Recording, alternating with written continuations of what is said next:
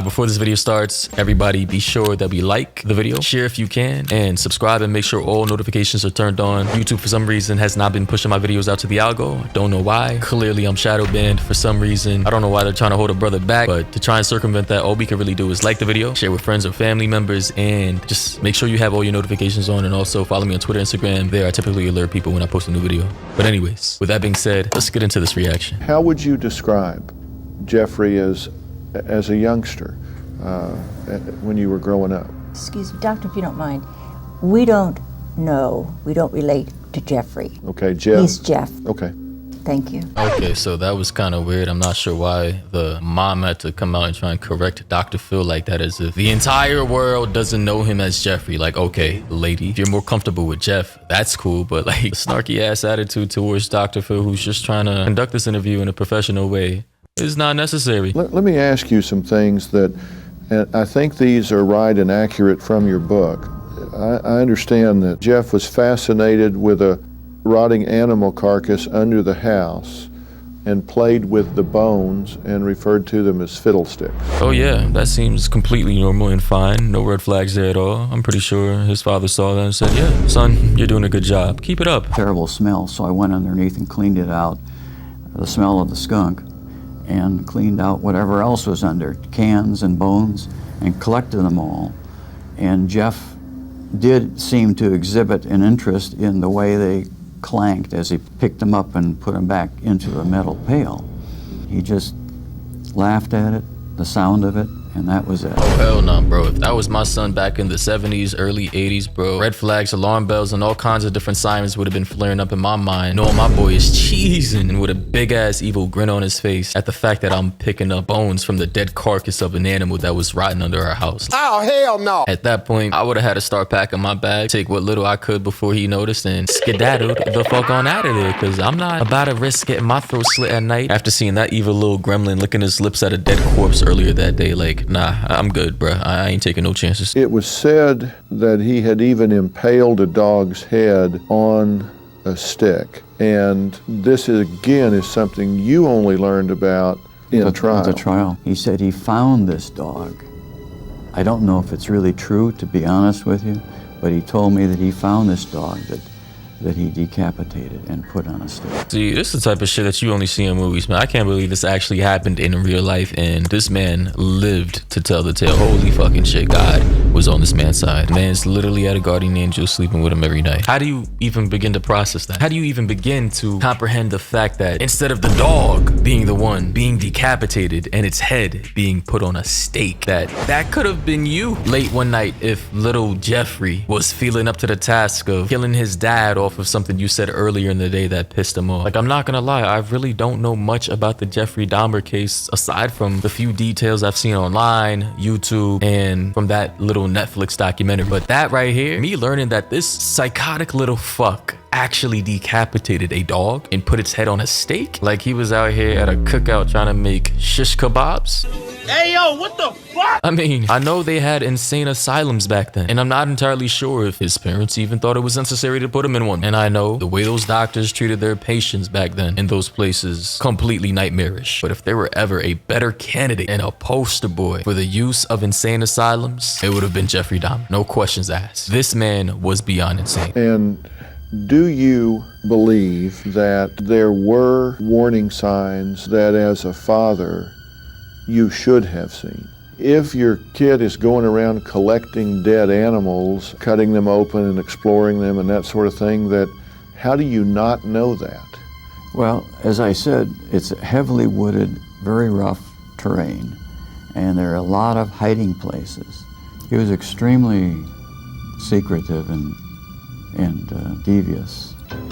Honestly, I can't believe that the father did not pick up on the red flags that his son was obviously exuding as a child. I mean, sure, you're not gonna peep everything your kid does 24/7 as he's traversing the world on his own. But I mean, there are obvious red flags that a kid is not normal. Number one, he doesn't like to play with friends, brothers, cousins, family members. Number two, complete isolation. No social interactions with the world, but he can't comprehend certain facial gestures, expressions, or cues. Number three, 3, homie likes playing with dead animals. Like, that's an obvious one. Number 4, if you see your kid likes drawing pictures of dead people or people getting shot and killed or stabbed, yeah, that little fuck might be a serial killer. Number 5, homie has a weird ass obsession with dissecting things. I mean, that should be the most obvious sign that your kid might turn out to be the most brilliant surgeon in the world, or he just might end up killing people one of these. Dennis, what's your reaction to how they're describing him and his early behavior? Considering what eventually happened and what they became aware of that he did as an adult, then looking back, certainly if it were me, my gosh, why didn't I do something? That is not normal for an 8, 9, 10-year-old boy to be fascinated with dead animals, body parts, laughing when they dropped at the sound of a bone clanking when it's dropped. Even this lady right here, she just said it. She works for the FBI, or she used to work for the FBI as an FBI criminal profiler, which according to Google is, in practice, a highly trained expert who specializes in identifying the perpetrators behind serious crimes, using techniques such as extensive knowledge of behavior and statistical probability. Profilers work in tandem with forensic teams and other members of law enforcement to apprehend suspects. So clearly she knows exactly what she's talking about. And I mean, you don't really got to be a criminal profiler to see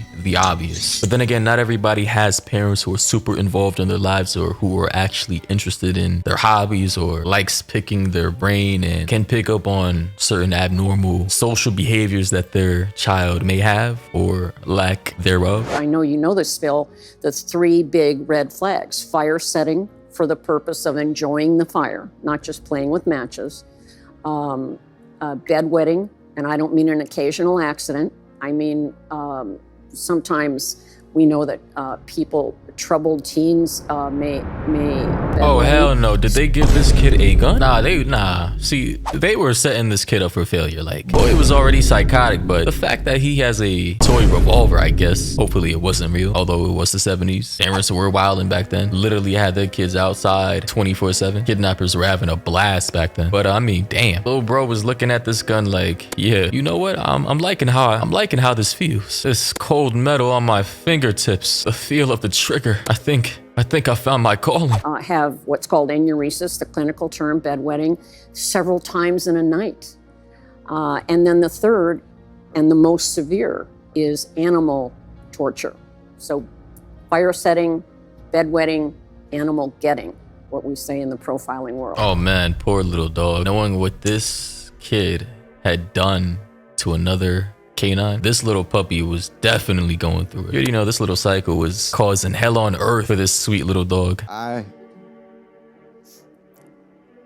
wanted to stop him so badly that after I got home, he showed up at my house, but I ran from him. Now, I think that was in '81, around Thanksgiving. And, you know, I ran from him again. And then I had something in my head. So I called his father and asked if he was there. I was going to take my mother's car and drive up there and take care of the problem in Ohio. That's what I was going to do. I didn't do it, but that's how I had planned it in my head. So Buddy is admitting on daytime TV that he was about to pull up to Jeffrey's home and pull his soul out of this existence so that he could prevent anybody else from getting hurt. But he was just too scared. I mean, that's understandable, but damn, imagine if he really did rock Jeffrey Dahmer's snot box and did put Jeffrey down like a dog and actually prevented him from going on to become one of the world's most prolific serial killers. That would have been legendary, but unfortunately, we already know what happened, and that ship has sailed. Tanya said, I think his parents didn't give Jeffrey the love, compassion, and nurturing he needed when he was little. Jeffrey was traumatized. And we keep talking about traumatized. Even the FBI profiler brought up trauma. And I just want to know where he got this trauma from. Was he abused as a kid? Or did he see some shit that scarred him for life? Like, I don't know much about this. I don't know much about Jeffrey Dahmer's childhood. I only know about what he's done as an adult. And I'm not really interested in researching his childhood, as that would just take way too much time. But if any of you crime buffs out there want to drop some info down below, feel free to do so. Also, feel free to like the video, share, and make sure that you're subscribed to the channel with all notifications on, as YouTube has been suppressing me lately. I don't know why they're not showing my content to you guys, but to help support the channel and to get this video in the algo, like the video, share, subscribe, and yeah, let's try and get this show back on the road.